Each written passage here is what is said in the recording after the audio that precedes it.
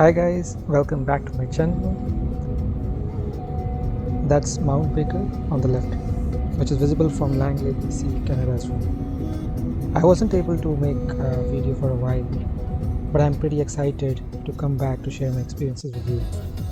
I know most of my viewers are from India, but we still want to use English language to keep my global viewership listening. So today I'm excited for my first trip to US. This will be a 3-day trip and we're heading towards Seattle City. We just crossed plane border and it took approximately 45 minutes for fingerprints and payment along with the car lineup. Some fun facts about Seattle City. This is the largest city of the Washington state and it is a home for the large tech industries like Microsoft and Amazon. It is also known as for its first Boeing production factory. Now it has been turned into a museum. So we are waiting for the Great Seattle Wheel ride, and which is like almost 53 meters tall giant Ferris wheel at Pier 57 on Elliott Bay. So I'm excited to get a ride on this one. I'm with my friends here, as you can see them.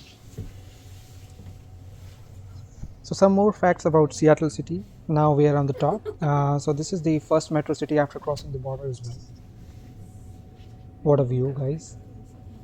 And there were a lot of TV series have been shot in this city. We are going to roam around the Fisher Market as we are taking the wheel ride already. We are going to explore Pike Market. And there are some other places to visit around the city like Wall and Space Needle. We are not going to take a lift to the Space Needle. However, the other places will be shortly visited.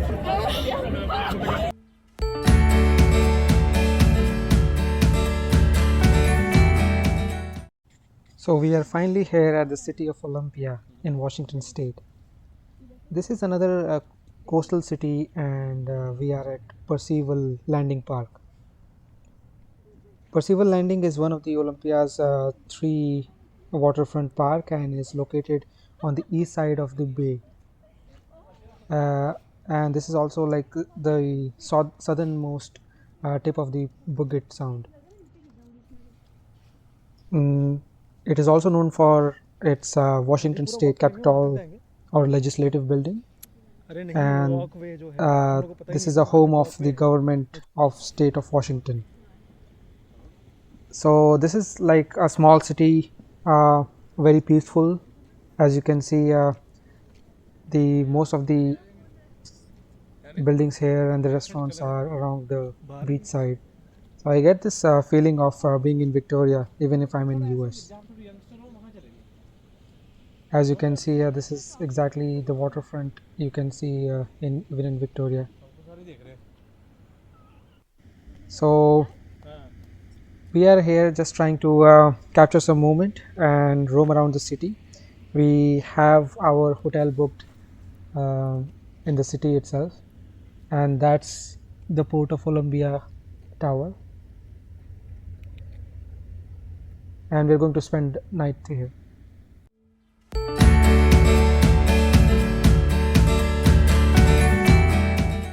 Hi, good morning guys. Welcome to day 2. So we traveled for almost 3 hours and now we are in Oregon States. And today we have planned our visit to Multnomah Falls. Multnomah Falls is a waterfall located on Multnomah Creek in Columbia River Gorge, east side of the Portland city. And we are driving on Interstate 84. And the fun fact about the fall, it's almost about 400 feet. So you can see the beauty around the Interstate 84, and right now in this season the mountains are covered with snow. So we are finally here. We parked our car in the parking lot and we will take a hike to reach to the top view. So this fall is the tallest waterfall in the Oregon state as well, and this Multnomah Creek Bridge was built in 1914. and it crosses below the fall. As you can see, the fall is there, and we're going to cross this bridge. That is the Columbia River, and this entire place is registered as National Historical Place Evidence. That's the fall over there. So we reached to the top, and the view is amazing. The hike was also very easy because the entire hike trail was paved road, not an off trail hike. A lot of people are coming upstairs. Now we are moving towards east to see Bridges of God, which is another 15 minutes drive from the Multnomah Falls. And we're still on the Interstate 84, and as you can see the beauty of the mountains. I'll show you some more beautiful scenic sights during the drive. The bridge itself is located next to Cascade Lookout Point, and it requires crossing toll of $3.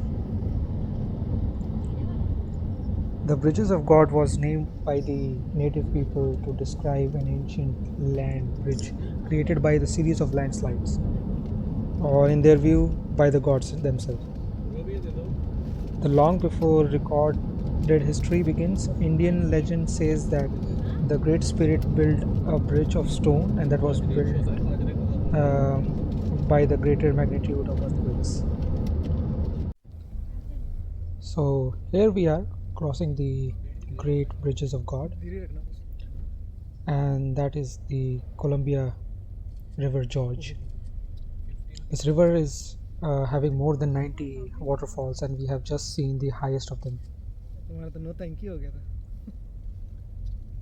And that side of the river is actually a Cascade log production bay area. So they have a huge facility where they are working on the logs. It's a old factory.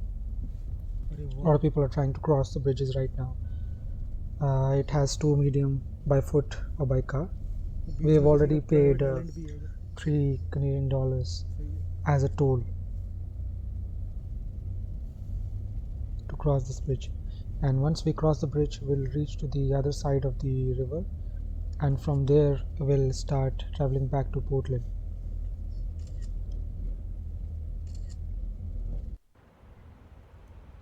So we have taken a halt to stop and capture some beauty of river and mountains. That is the entire production facility of Cascade Logs. And after this we will take a little detour to Ash Lake Road to see the lake as well. After this we'll head back to Portland for dinner, and thereafter we'll check in our hotel in Astoria. See you next day.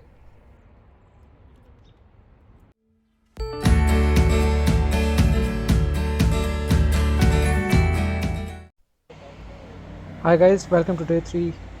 We checked out from our hotel in Astoria. The place was good, Lloyd Hotels. Now we are at the one of the lookout points at West Coast Highway. We just have taken this stop to see the beautiful point and the Pacific Ocean itself. This point is in between Surf Pines and just before Cannon Beach. You can see the seaside cove from here, the beautiful endless Pacific Ocean. There are several exits to this highway at this point, and the next one is actually named as Paint Rock Beach. So you can see several handmade or painted rocks and pebbles at the shore.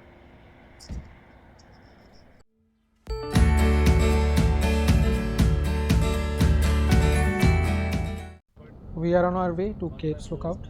That is a popular campground and day use area. Cape Lookout is located on a sand spit between Netart Bay and the ocean. The scenic park is destination for hiking, beachcombing, and other sight-alongs. Right now we are seeing the Pacific Ocean in front of us with the tides and waves coming in. So we have to pay parking here, but it's worth paying for $5 USD for an hour. Cape Lookout is one of the most prominent landmarks on the Oregon coast and is a long, narrow promontory of rugged basalt and stretch over a mile and a half into the Pacific Ocean. It is approximately 10 miles southwest of Tillamook, where we will go after this. The cape is remarkable for its long ocean walled reach and sheer cliffs that plunge 400 feet of sea. It is a remnant of massive lava flow from roughly 16 million years ago when Grand Ronde basalt from East Oregon poured west south more than 200 miles into the ocean.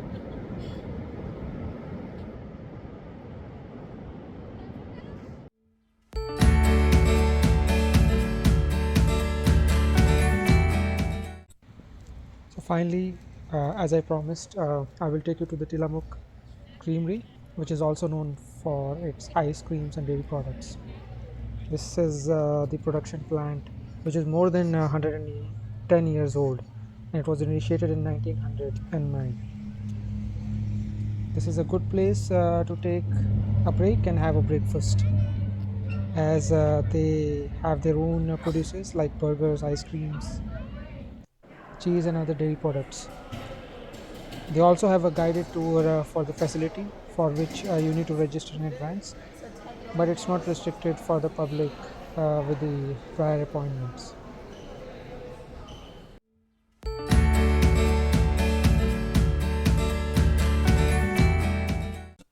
So this is the Canyon Beach.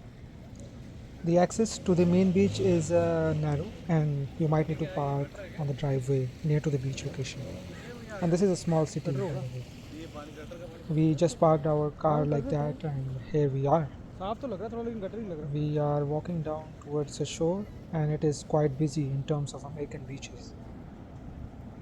It is a small coastal city, as I told you, in northwest of Oregon, and it is known for its long sandy shore. And those are two standing tall in the ocean, known as Haystack Rocks, which is a seasonal heaven for the visitors. This beach is also known for its best sunset for most of the people who visits this beach. As you can see, there are so many people around, but this is worth visiting. There are some restaurants around the beaches in the city where you can sit, eat, and rest. Let me show you some beautiful sights and the golden sands around this beach. We are going to spend some time here, and then we will head back towards Astoria to visit Historia Colon. Thanks.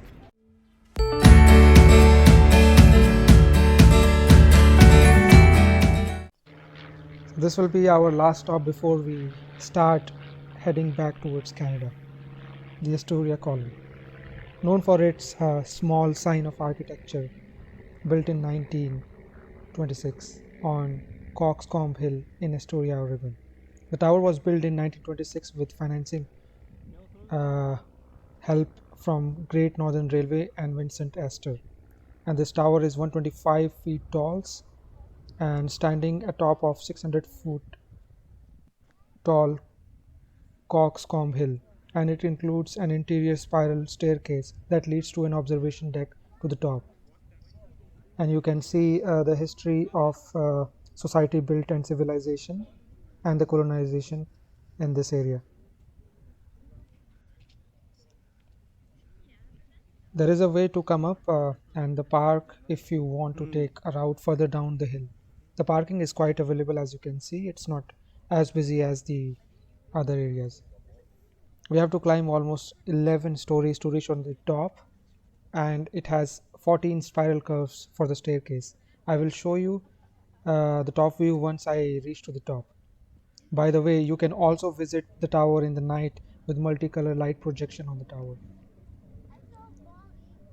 This 125 feet tall column has 164 step, and there is an observation deck at the top. and it was also added as a national register for historical place in 1974.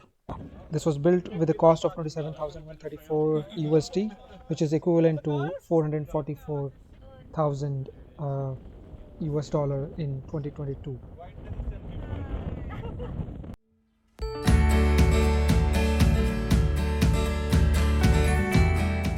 So we are going to cross the Astoria Magill bridge. The bridge itself is 4 miles, which is 6.5 kilometers in length, and the construction of the structure began on November 5th, 1962.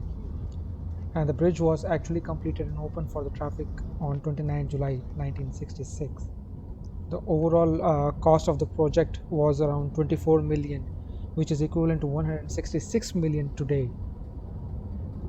It was initially paid by toll, and that were removed in 1993 once the overall cost has been recovered.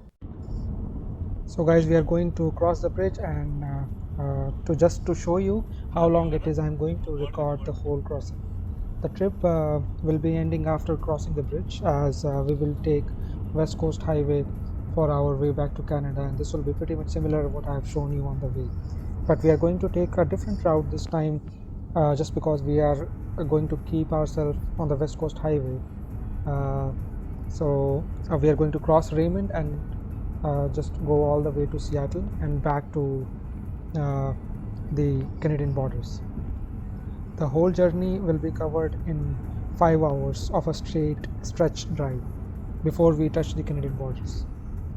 And this bridge, I'm thinking, will take around roughly 3 minutes to cross. So that will be the entire last portion of my recording and the trip summary.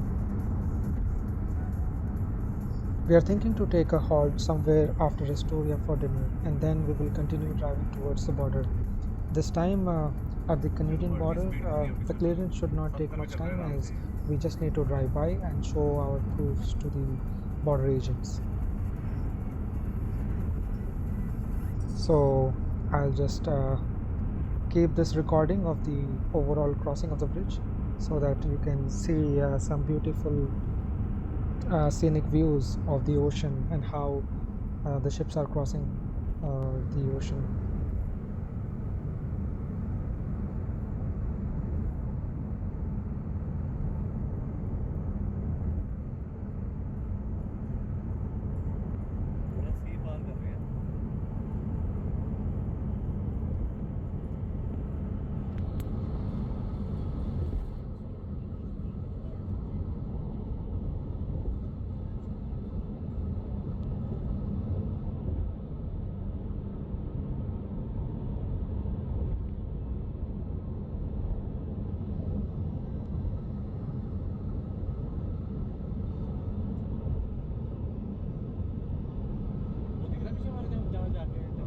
Historia Colon. पूरा पीछे दिख रहा है मेरे पीछे मेरे पीछे दिख रहा है।